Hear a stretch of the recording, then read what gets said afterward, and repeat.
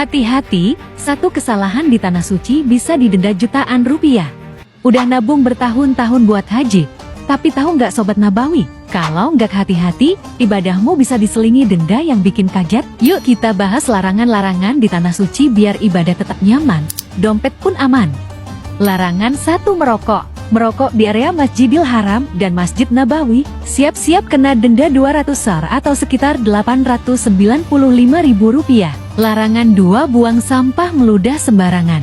Buang sampah atau meludah sembarangan, langsung kena tilang 500 SAR alias 2,2 juta rupiah. Larangan 3. Foto tanpa izin.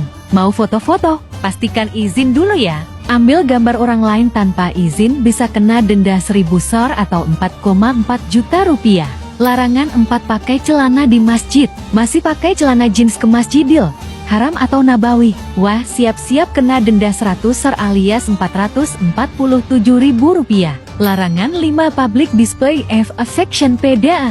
Peluk-pelukan, gandengan, atau mesra-mesraan di tempat umum, dendanya bisa tembus 3.000 SAR alias 13 jutaan.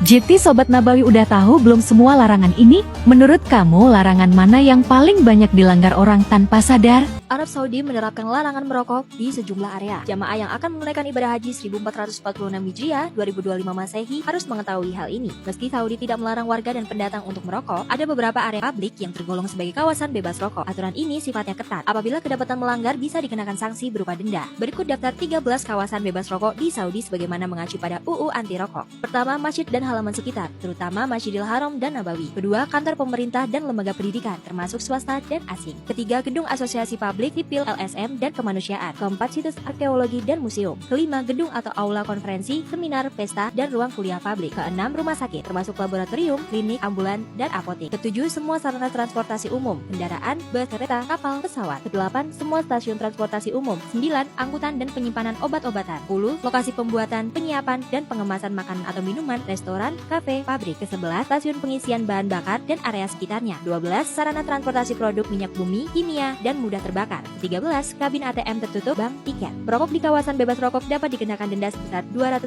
sekitar Rp880.000. Nah, Mas, lihat mana? Ya, dia merahan video call lah, saat lagi sama mantu saya kecil, ngocol ya, kan sama mantu saya. Belum dia level dulu. Pertama, himbauan kepada jamaah agar jamaah itu jangan pernah sekali-sekali merokok. Merokok di lingkungan Masjidil Haram, Masjidil Nabawi, apalagi sampai di dalamnya.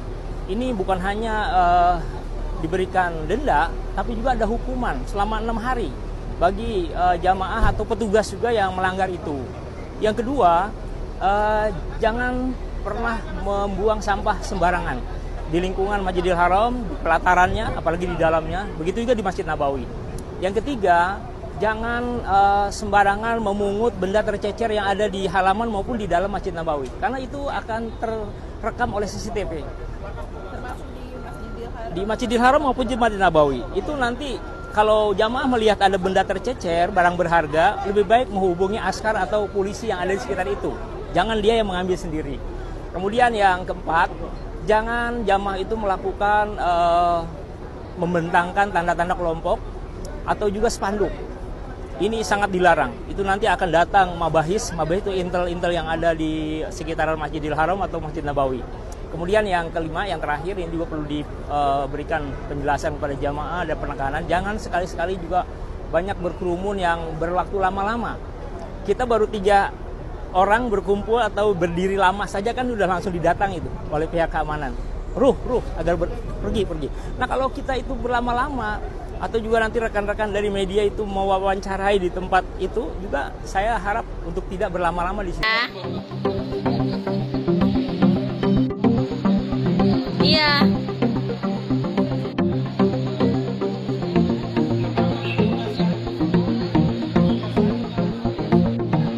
Total ada Ya.